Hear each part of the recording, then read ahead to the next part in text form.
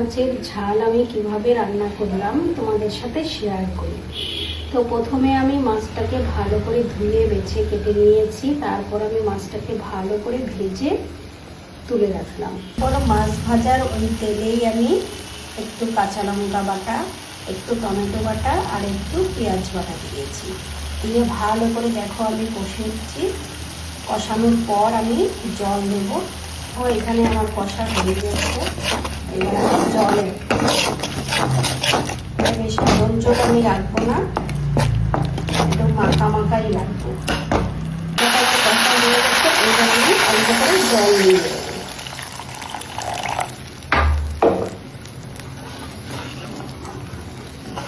ওটা ফুটে গেছে, এবার আমি মাছটা দিয়ে দেবো।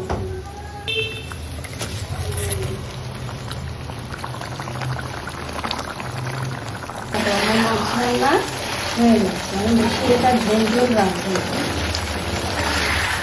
দেখো একদম মাথা মাথা হয়ে গেছে। ভালো খয়রা মাছের ঝাল রেডি।